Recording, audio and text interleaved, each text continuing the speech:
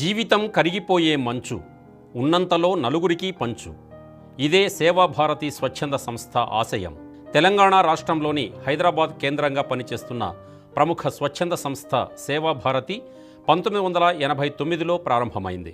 అయితే ఈ సంస్థను అధికారికంగా 1990లో రిజిస్టర్ చేశారు. ఈ సంస్థ నిర్వాహకులు 32 సంవత్సరాలుగా సమాజంలోని అణగారిన వర్గాలతో పాటు పేదరికంలో మగ్గిపోతున్న అన్ని వర్గాల ప్రజలకు చేయూతనందిస్తున్నారు. విద్య, ఆరోగ్య, నైపుణ్య శిక్షణే కాకుండా ప్రకృతి విపత్తులు సంభవించినప్పుడు అనితర సాధ్యమైన సేవలు అందిస్తున్నారు. తెలంగాణ రాష్ట్ర వ్యాప్తంగా తమ సేవలను విస్తరించింది సేవాభారతి. ప్రస్తుతం 12 వసతి గృహాలు, 4 విద్యా సంస్థలు, 8 నైపుణ్య శిక్షణా కేంద్రాలు, 1 సైనిక ఉద్యోగార్థుల శిక్షణా కేంద్రం, 300 బాలికల విద్యా శిక్షణా కేంద్రాలు, 20 సంచార జాతుల శిక్షణా కేంద్రాలు, 2 వైద్యాలయాలు, 2 సంచార వైద్య వాహనాలు, 2 అంబులెన్సుల సేవలు నిరంతరం సేవాభారతి ఆధ్వర్యంలో కొనసాగుతున్నాయి. తెలంగాణ వ్యాప్తంగా గ్రామీణ ప్రజలు, అనాథ బాలబాలికలు, గిరిజనులు, పట్టణాల్లో పేద బస్తీల ప్రజలు, సంచార జాతుల ప్రజలు ఈ సేవల ద్వారా లబ్ధి పొందుతున్నారు. ముఖ్యంగా బాలికా సంక్షేమం, మహిళా సాధికారత కోసం అనేక కార్యక్రమాలు నిర్వహిస్తోంది సేవాభారతి. హైదరాబాద్లోని బోయిన్పల్లిలో గత సంవత్సరం ప్రారంభమైన నర్సింగ్ అసిస్టెంట్ శిక్షణా కేంద్రం ఇప్పటి వరకు 3 బ్యాచ్లకు శిక్షణ ఇచ్చి ప్రముఖ వైద్యశాలలో ఉపాధి అవకాశాలు సైతం కల్పించింది. ఈ శిక్షణా కార్యక్రమాల నిర్వాహకులు కులదీప్ సక్సేనా వ్యక్తిగతంగా ప్రత్యేక శ్రద్ధతో general duty assistant, nursing assistant 4వ బ్యాచ్ను నడుపుతున్నారు. వరంగల్లో గ్రామీణ పేద యువతకు ఎలక్ట్రికల్ పరికరాల మరమ్మత్తు నిర్వహణలో శిక్షణ ఇస్తున్నారు. శిక్షణకు అర్హులైన యువతీ యువకులకు వసతితో పాటు భోజన సౌకర్యాన్ని సేవాభారతి కల్పిస్తోంది. సైనిక ఉద్యోగార్థుల కోసం మంచిర్యాల పట్టణంలో నయీ దిశ కార్యక్రమం ద్వారా శారీరక విద్యా విషయాల్లో శిక్షణ ఇస్తున్నారు. ఇక్కడ శిక్షణ పూర్తి చేసుకున్న యువతీ యువకులు రాష్ట్ర, కేంద్ర సంస్థలలోని పలు రక్షణ సంబంధ ఉద్యోగాలకు ఎంపికయ్యారు.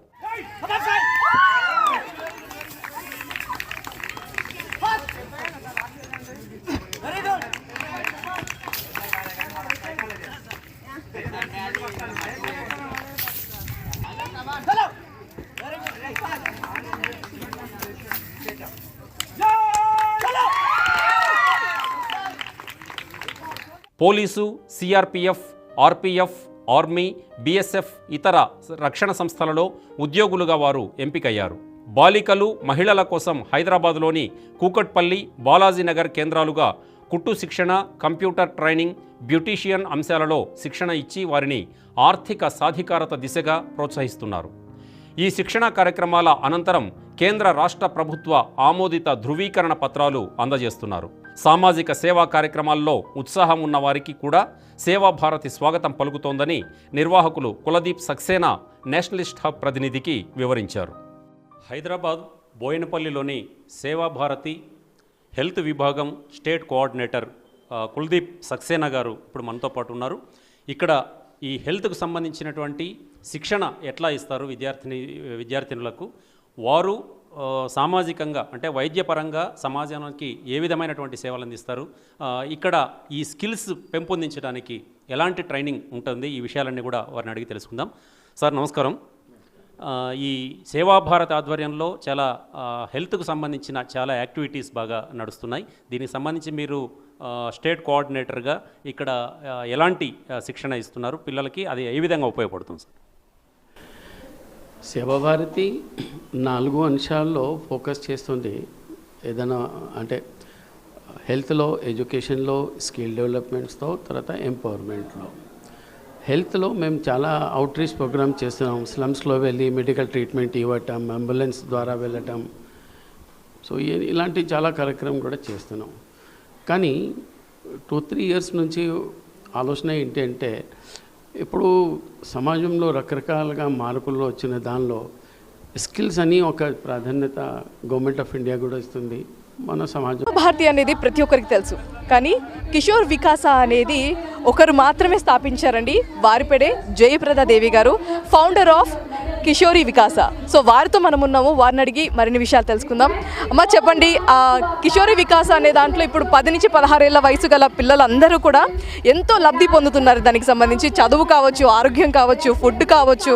స్లమ్ ఏరియాస్లో ఉన్న వాళ్ళని చాలామంది వరకు పట్టించుకోరు, కానీ ఇప్పుడు వాళ్ళందరినీ పట్టించుకొని ఒక లైన్లో పెట్టారు అని అంటే దానికి ఒక పేరు, ఫౌండర్ అంతా మీరే.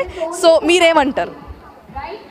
అయితే మనకి బస్తీలలో, గ్రామాలలో కూడా పిల్లల్ని అమ్మాయిలు 10th అవ్వగానే పెళ్లి చేసి పంపించడమా లేదా కంపెనీలలో చేయడానికి పంపించడమా చేస్తుంటారు. అట్లా కాకుండా మనం సేవాభారతి ద్వారా కొంత స్కాలర్షిప్ ఇచ్చి అమ్మాయిలని పై చదువులకి ప్రోత్సహిస్తున్నాము. వాళ్ళ ఇంటి దగ్గర ఉన్న ఒక 20-25 మంది అమ్మాయిల్ని కూర్చోబెట్టుకొని చదివిస్తున్నారనమాట. అయితే ఒక కిషోరి కేంద్రము జరిగే బస్తీల్లో చిన్నపిల్లల నుంచి పెద్దవాళ్ళ వరకు అందరినీ స్పృశించాలన్న ఉద్దేశంతో మేమేం చేస్తున్నామంటే కిషోరి కేంద్రం వచ్చే అమ్మాయిలు 7, 8, 9వ తరగతి పిల్లలతోని వాళ్ళతోని బాల సంస్కార కేంద్రాలు నిర్వహిస్తున్నాము. మళ్ళీ 16 నుంచి ఆ పైన కాలేజ్ స్టూడెంట్స్ కోసం తరుణి వికాస్ నడుపుతున్నాము. పిల్లల తల్లులు, అక్కలు, పెళ్ళైన వాళ్ళ మహిళలందరి కోసమని మాతృమండలి నిర్వహిస్తున్నాము. కుటుంబం అంతా కలిసి ఒక గుడి కేంద్రంగా కావచ్చు, భజన కేంద్రాలు అట్లా నిర్వహిస్తున్నాము. పిల్లల బస్తీలలో ఆరోగ్యం విషయం పట్టించుకోవడము, చదువు విషయం పట్టించుకోవడము, వాళ్ళ కాళ్ళ మీద వాళ్ళు నిలబడేలా చూడడము, ఇదంతా బస్తీ వికాసం దృష్ట్యా మనం పనిచేస్తున్నాము. అసలు ఇలాంటి ఒక పేరు పెట్టి ఇలాంటిది స్థాపించాలి అని అసలు మీకు ఐడియా ఎలా వచ్చిందమ్మా? అయితే ఒక బాధాకరమైన సంఘటనని అది. ఒకసారి నేను అమీర్పేట బస్ స్టాప్లో నిలబడి ఉన్నాను. తల్లి కూతురు ఏడుస్తూ కూర్చున్నారు. కొంతసేపు చూశాను నేను, నా బస్సు రావట్లేదు. నేను ఆ తల్లిని అడిగాను, ఎందుకు ఏడుస్తున్నారమ్మా అని అడిగినప్పుడు ఆ అమ్మాయి 13 సంవత్సరాలు ఉంటుంది, బహుశా 13-14 సంవత్సరాలు ఉంటుంది. ఒక ఆటో అతను ఆ అమ్మాయిని ఎత్తుకొని వెళ్ళిపోయిండు. ఆ అమ్మాయి 2 రోజుల తర్వాత దొరికింది. అప్పుడు తల్లి కూతురు ఇద్దరు ఏడుస్తున్నారు. మనము టీవీ న్యూస్లలో చూసినప్పుడు కానీ, న్యూస్ పేపర్లో చూసినప్పుడు కానీ మనమేం బాధపడి మనమేం చేయగలుగుతాంలే అని అనుకుంటాము. కానీ ప్రత్యక్షంగా ఈ సంఘటన చూసినప్పుడు చాలా మనసు బాధ అనిపించింది. నేను తిరిగి ఇంటికి వెళ్ళిపోయాను. ఒక 3 రోజులు అమ్మాయి కోసం ఏం చేస్తే బాగుంటుంది, ప్రత్యేకంగా ఏదైనా చేస్తే బాగుంటుంది అని అనిపించిన విషయాలన్నీ నేను డైరీలో రాశాను. అప్పట్లో క్షేత్ర సేవా ప్రముఖ పట్లోళ్ళ రామరెడ్డి గారని ఉండే, వారితో చెప్పాను. ఎక్కా చంద్రశేఖర్ గారని ప్రాంత సేవా ప్రముఖ ఉండే, వారితో చెప్పాను. వారు సరే ఆలోచిద్దాం, అమ్మాయిల కోసం ఏదైనా చేద్దామని చెప్పి వారు కూడా ముందుకొచ్చి కొద్ది రోజులు ఆలోచన చేసి ఇంకా కొంతమంది మహిళలను జోడించుకొని ఆలోచించి ఈ కిషోర్ వికాస్ ప్రారంభం చేసామండి. కిషోరి వికాస్ అనేది ఎప్పుడు ప్రారంభించారమ్మా? 2004లో ప్రారంభమైంది. అయితే ఈ సంఘటన జరిగి 2001లో జరిగింది.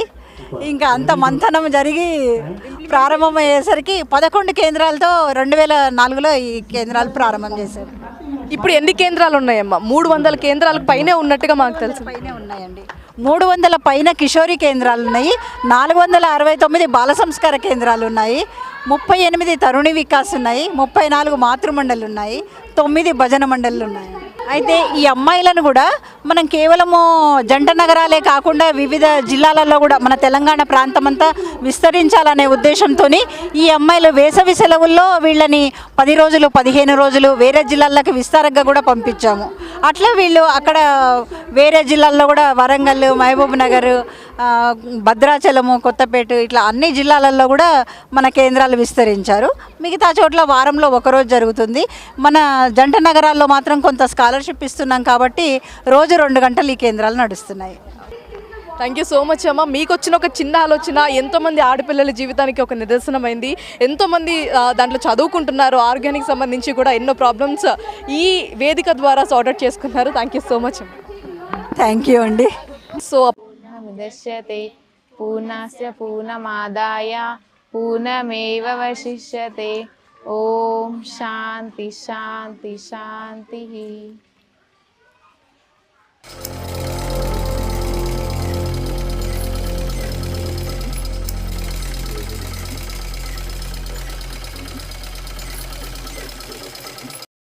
ఇప్పుడు నేను వాలంటీర్గా వర్క్ చేస్తున్నాను. ఇందులో టూలన్ వర్క్ నేర్చుకొని, థ్రెడ్ వర్క్ నేర్చుకొని స్కిల్స్ ఇంకా డెవలప్మెంట్ అవుతున్నాయి అండ్ మా లీడర్షిప్ స్కిల్స్ కూడా బాగా పెరుగుతున్నాయి.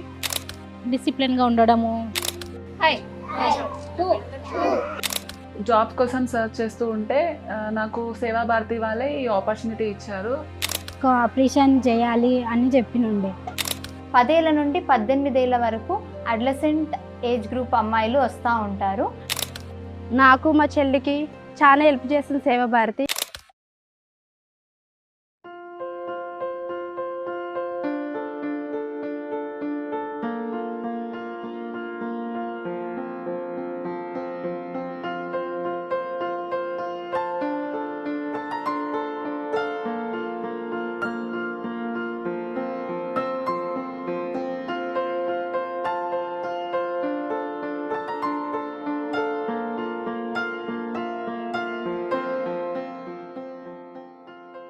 Hafiz indulged in distraction because tuitions నా ఫ్రెండ్స్ రిఫర్ చేశారు. కోవిడ్ టైంలో రిఫర్ చేశారు. అప్పుడు ఫైనాన్షియల్గా చాలా ప్రాబ్లమ్గా ఉంటే వాళ్ళు రిఫర్ చేయడం వల్ల నేను జాయిన్ అయ్యాను.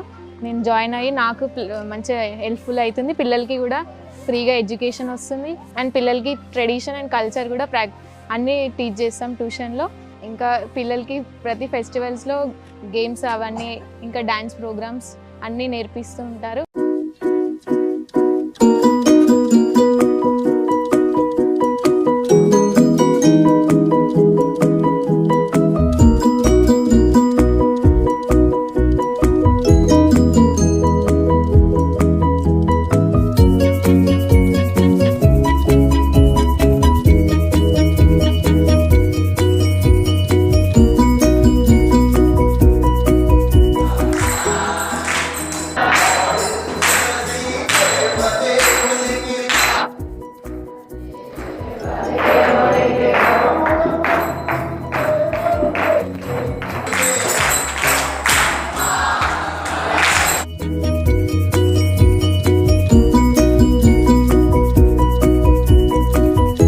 దేశభక్తి, జాతీయవాదం, మానవత్వం ఈ 3 సిద్ధాంతాలతో త్రికరణ శుద్ధిగా సేవా ప్రస్థానాన్ని సాగిస్తోంది సేవాభారతి.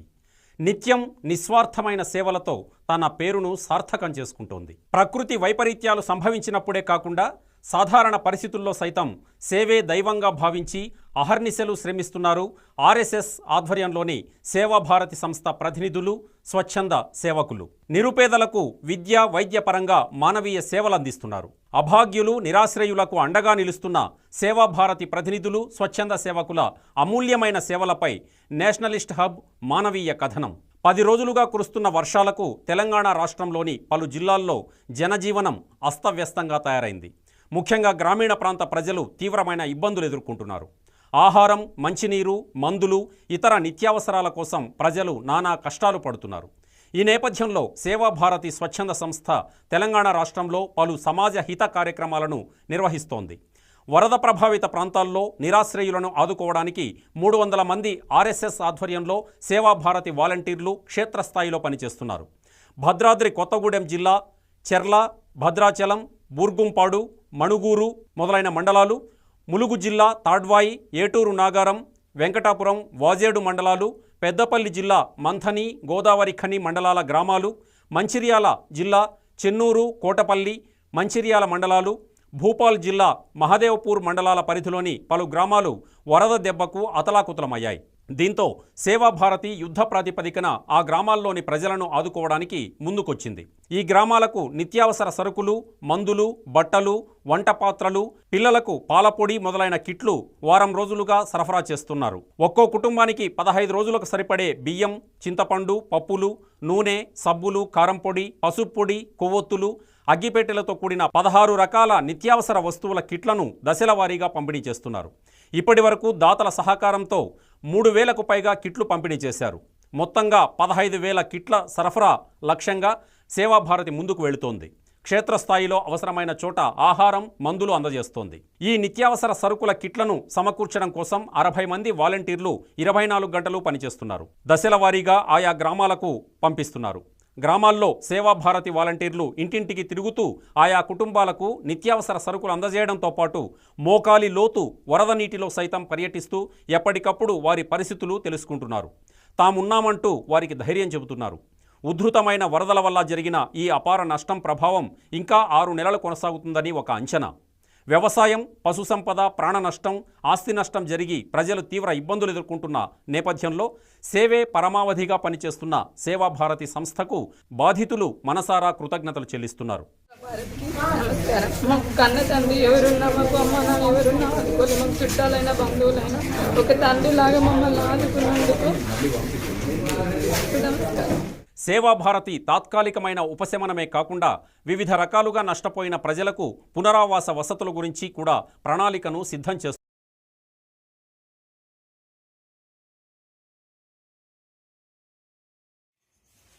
నా పేరు భవాని. నేను ఆదర్శ్ నగర్లో ట్యూషన్స్ చెప్తున్నాను. గత 3 నుంచి 4 నెలల నుంచి ట్యూషన్స్ చెప్తున్నాను. ఇక్కడ 3వ తరగతి నుంచి 5వ తరగతి వరకు ట్యూషన్ స్పెషల్గా ట్రైనింగ్ ఇస్తున్నాము. గురుకుల్ ఎంట్రీ స్పెషల్ ఎగ్జామ్స్ కోసం ఇక్కడ కోచింగ్ ఇవ్వబడుతుంది.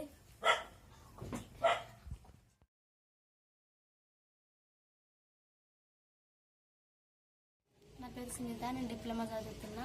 సంచార జాతీయులైన మా అడ్డగుట్టలో ఉన్న పిల్లలకి ట్యూషన్ చెప్తున్నా. సేవా భారతీయంగా 4 నెలల నుంచి పిల్లలకి ట్యూషన్ చెప్తున్నా.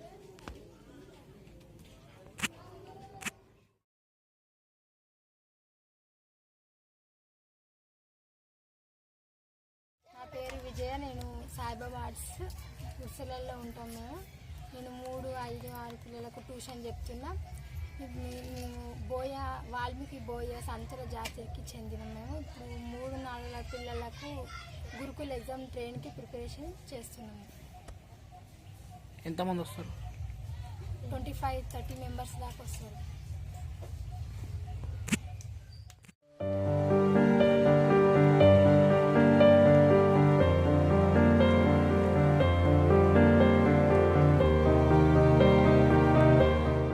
నమస్తే.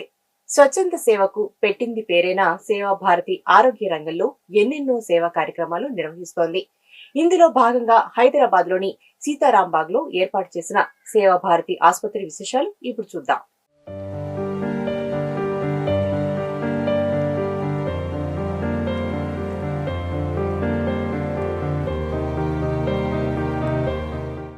నగరాల్లో జీవించే నిరుపేదల బతుకులు కష్టంగానే ఉంటాయి.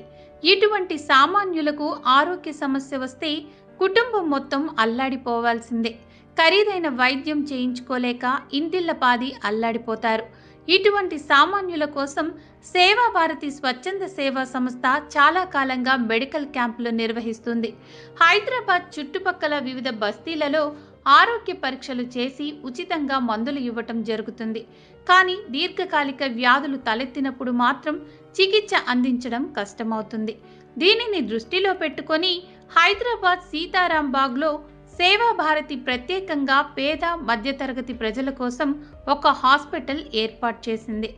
మెహదీపట్నం, నాంపల్లి మధ్యలో ఉండే ఈ ప్రాంతమంతా దాదాపు సామాన్య ప్రజలు వేల సంఖ్యలో నివసిస్తుంటారు. ఇక్కడ ప్రజల పాలిట కల్పవృక్షంగా సేవా భారతి హాస్పిటల్ను చెప్పవచ్చు.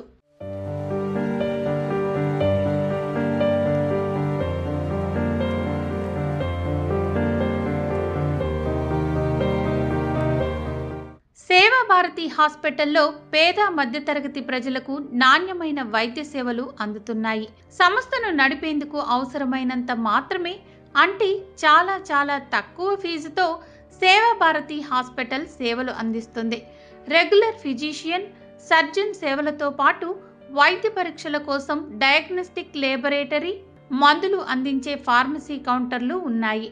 చాలా సందర్భాలలో వైద్యము మరియు మందులు ఉచితంగా ఇవ్వటం జరుగుతుంది.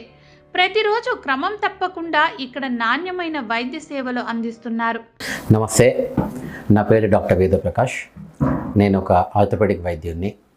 సేవా భారతి ద్వారా నడపబడుతున్న ఈ సేవా భారతి LCH గ్రీన్లాండ్స్ హాస్పిటల్లో నేను ఆర్థోపెడిక్ వైద్యునిగా సేవలు అందిస్తున్నాను.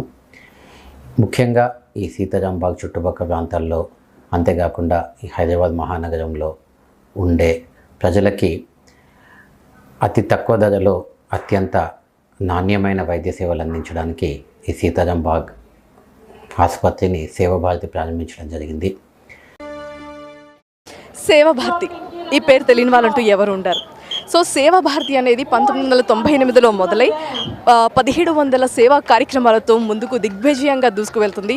అదేవిధంగా 10 నుంచి 16 ఏళ్ల వయసులో ఉన్న బాలికలకి సంబంధించి వాళ్ళు వయసుకు వచ్చిన తర్వాత ఎలాంటి విషయాలు తెలుసుకోవాలి, వాళ్ళకి ప్రాథమిక అవసరాలకి సంబంధించి, విద్యకు సంబంధించి ఇటువంటి అన్నిట్లో కూడా సేవా కార్యక్రమాలు సేవా భారతి మనకి అందిస్తుంది పిల్లలందరికీ కూడా.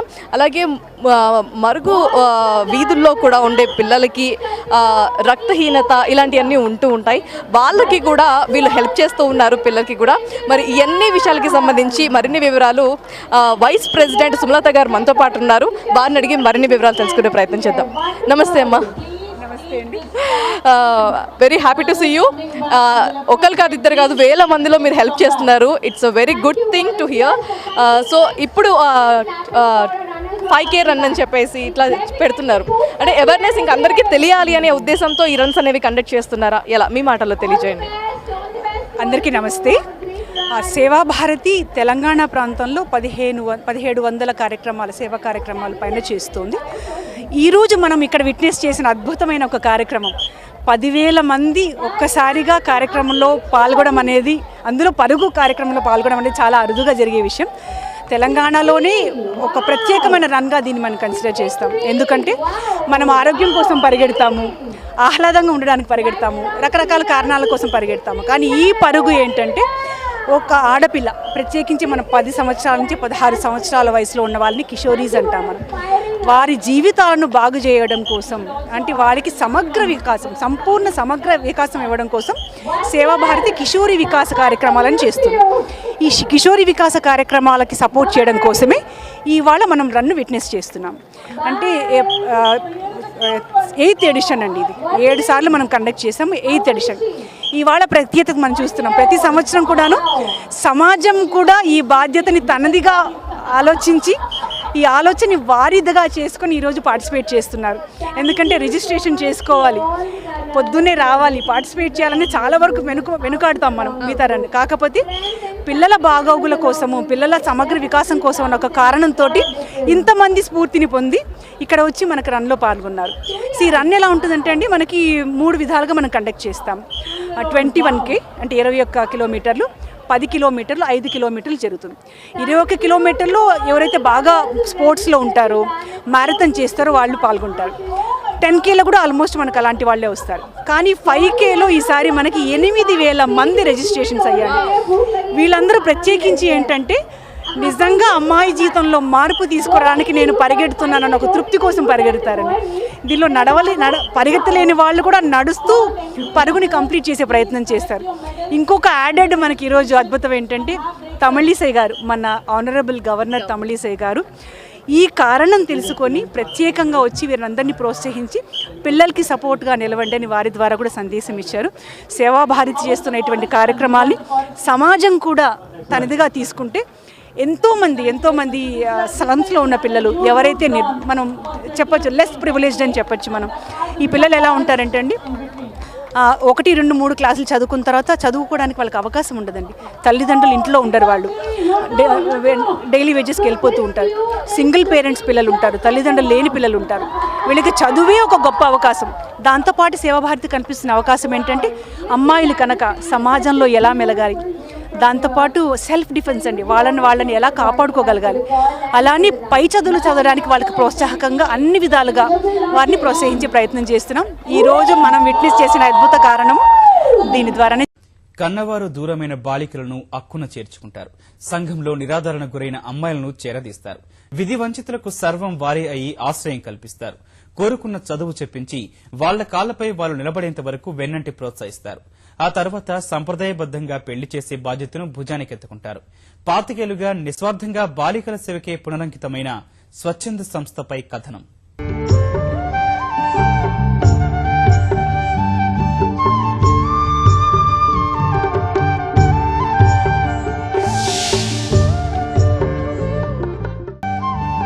హైదరాబాద్లో 25 ఏళ్ల క్రితం ప్రారంభమైన వైదేహి ఆశ్రమం అనాథాల సేవకు అసలైన చిరునామాగా మారింది. అనాథ అమ్మాయిలను చేరదీసి వారికి ఉన్నత చదువులు చెప్పించడమే కాదు, మంచి సంబంధాలు తెచ్చి మరీ పెళ్లిళ్లు జరిపిస్తుంది. తల్లిదండ్రులు లేరన్న లోటు వారిలో కలగకుండా సమయానుకూలంగా వారి అభ్యున్నతికి చేయూతనందిస్తోంది. ప్రయోజకులుగా తీర్చిదిద్దేంత వరకు అనుక్షణం వారి బంగారు భవిత కోసం కన్నవారి కంటే మిన్నగా పరితపిస్తారు ఆశ్రమ నిర్వాహకులు.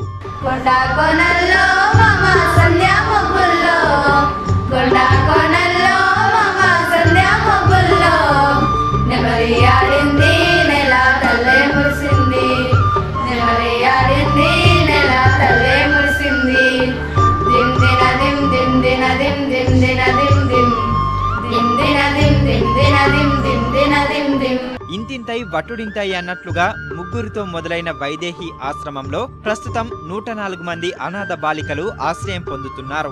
ఇన్నేళ్ల వారి సేవా యజ్ఞం ఫలితంగా 2 అమ్మాయిలు ఎంటెక్, మరో 2 ఇంజనీరింగ్, మరొకరు MBA పాలిటెక్నిక్ పూర్తి చేశారు. మరికొందరు ఉద్యోగాలు చేస్తున్నారు. చదువేదైనా ఉద్యోగాలు చేస్తున్నా సరే ఇక్కడున్న అందరిది ఒకే కుటుంబం. అమ్మ నాన్న, అక్క చెల్లి, మామయ్యలు, తాతయ్యలు, ఇలా వీరందరిది వసుధైక కుటుంబం.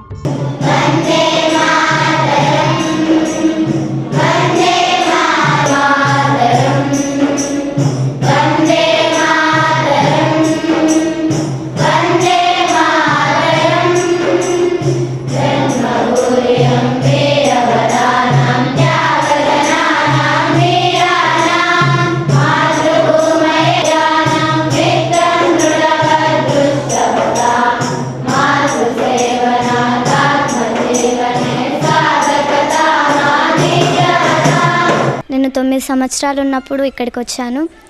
నా చిన్నప్పుడే మా అమ్మ చనిపోయారు. తర్వాతకి మా నాన్న కూడా నా 9 సంవత్సరాలు వచ్చినాక చనిపోయారు. ఇక్కడికి వచ్చినప్పుడు నాకు ఎలా ఉంటుందో ఎవ్వరూ లేరు అన్న ఫీలింగ్ ఉన్నది.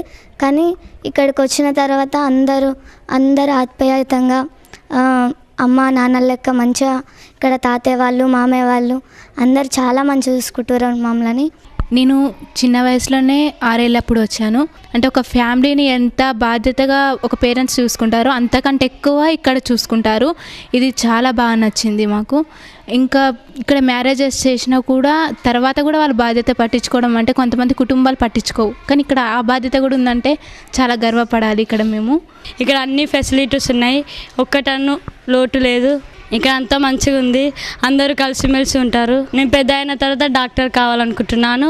నాలాంటి పేదవాళ్ళకి ఫ్రీగానే వైద్యం చేయాలని కోరుకుంటున్నాను. ఈ ఆశ్రమ కార్యక్రమాలన్నీ సేవా భారతిలో భాగం. అంటే రాష్ట్రీయ స్వయం సేవక్ సంఘ్ నిర్వహించే కార్యక్రమాల్లో ఇది ఒకటి. 1993 నుంచి ఎందరో విధి వంచితులకు ఆలంబనగా నిలిచింది.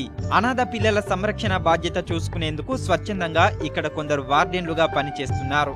వారి చదువు, ఆలనా పాలన, ఆటపాట, భజన, యోగా, భోజనం తదితర కార్యక్రమాలన్నీ మాతాజీలుగా పేర్కొనే వార్డెన్లు చూసుకుంటారు.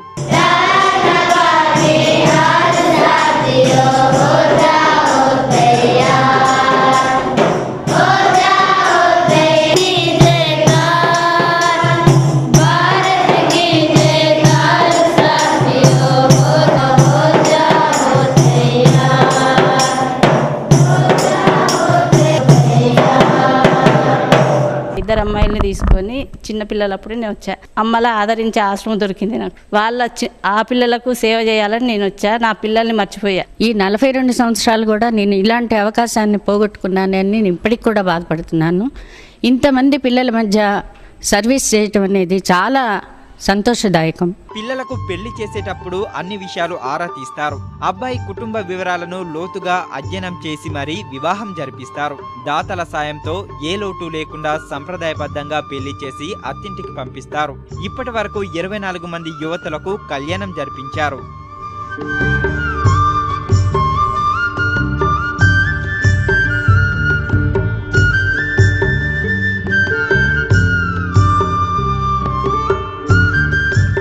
నేను 5 years ఉన్నప్పుడు ఇక్కడ ఆశ్రమానికి వచ్చాను. ఎంటెక్ వరకు ఇక్కడే చదువుకున్నాను. రీసెంట్గా June 11th మ్యారేజ్ అయింది. ఇక్కడే ఉన్నప్పుడు ఎంత హ్యాపీగా ఉన్నానో అంత మంచి ఫ్యామిలీని ఇచ్చి నాకు మ్యారేజ్ చేశారు. ఇప్పుడు అక్కడ కూడా హ్యాపీగానే ఉన్నాను, ఏ ప్రాబ్లం లేదు. అసలు పేరెంట్స్ అని అడిగింది వెంటనే ఇస్తారో లేదో, కానీ ఇక్కడైతే మాత్రం అడగకుండానే ఇస్తారు. దాతల సాయంతో అందరికీ కోరుకున్న చదువు చెప్పిస్తున్నారు. పుట్టిన ఆడపిల్ల భారం అనుకునే వారు ఎవరైనా తమకు అప్పగించాలని నిర్వాహకులు చెబుతున్నారు. నేను సమాజానికి ఒక్కటే అభ్యర్థన చేస్తున్నాను. కడుపులో ఉండే పిల్లల్ని చంపేస్తున్నారు, పుట్టిన దాకా చెత్త కుప్పల్లో వారేస్తున్నారు, పెరిగినాక రోడ్ల మీద ఇడిచేస్తున్నారు. ఈ పరిస్థితి ఆడపిల్లకి రాకూడదు.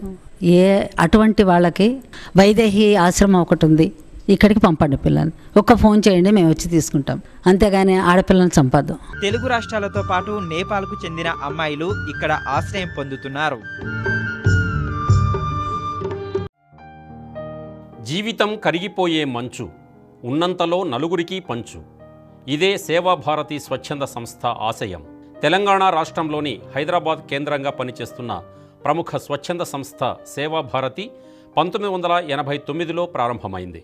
అయితే ఈ సంస్థను అధికారికంగా 1990లో రిజిస్టర్ చేశారు.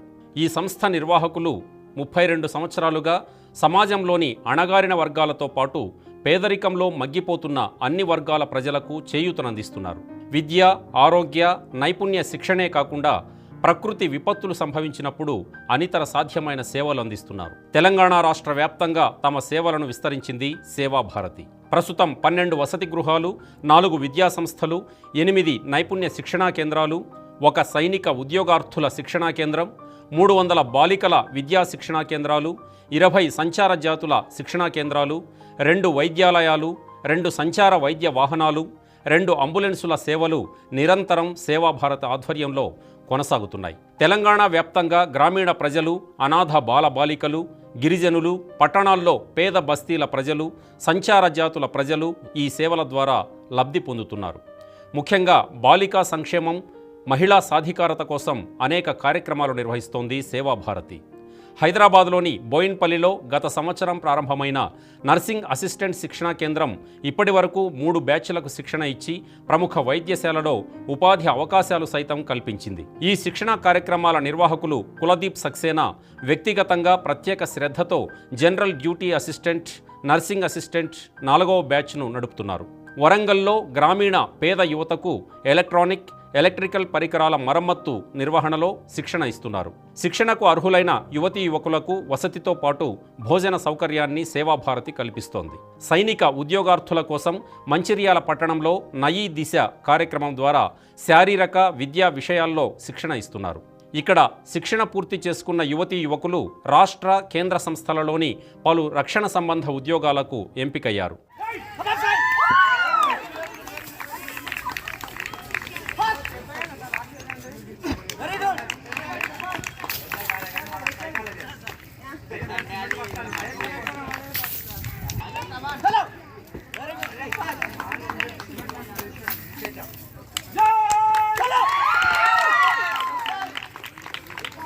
Police, CRPF, RPF, army, BSF ఇతర రక్షణ సంస్థలలో ఉద్యోగులుగా వారు ఎంపికయ్యారు. బాలికలు, మహిళల కోసం హైదరాబాద్లోని కూకట్పల్లి, బాలాజీనగర్ కేంద్రాలుగా కుట్టు శిక్షణ, కంప్యూటర్ ట్రైనింగ్, బ్యూటీషియన్ అంశాలలో శిక్షణ ఇచ్చి వారిని ఆర్థిక సాధికారత దిశగా ప్రోత్సహిస్తున్నారు. ఈ శిక్షణా కార్యక్రమాల అనంతరం కేంద్ర రాష్ట్ర ప్రభుత్వ ఆమోదిత ధృవీకరణ పత్రాలు అందజేస్తున్నారు. సామాజిక సేవా కార్యక్రమాల్లో ఉత్సాహం ఉన్న వారికి కూడా సేవాభారతి స్వాగతం పలుకుతోందని నిర్వాహకులు కులదీప్ సక్సేనా నేషనలిస్ట్ హబ్ ప్రతినిధికి వివరించారు. హైదరాబాద్ బోయినపల్లిలోని సేవాభారతి హెల్త్ విభాగం స్టేట్ కోఆర్డినేటర్ కులదీప్ సక్సేనా గారు ఇప్పుడు మనతో పాటు ఉన్నారు.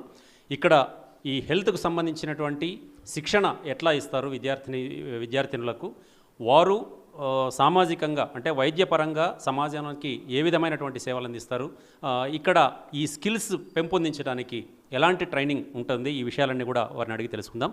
సార్ నమస్కారం.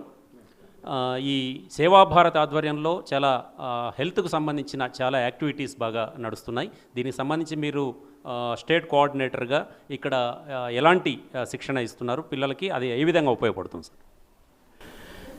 సేవాభారతి 4 అంశాల్లో ఫోకస్ చేస్తుంది.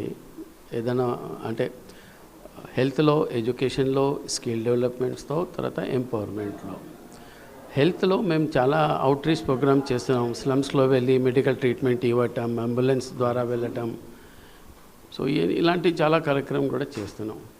కానీ 2-3 ఇయర్స్ నుంచి ఆలోచన ఏంటంటే, ఇప్పుడు సమాజంలో రకరకాలుగా మార్పులు వచ్చిన దానిలో స్కిల్స్ అని ఒక ప్రాధాన్యత గవర్నమెంట్ ఆఫ్ ఇండియా కూడా ఇస్తుంది, మన సమాజం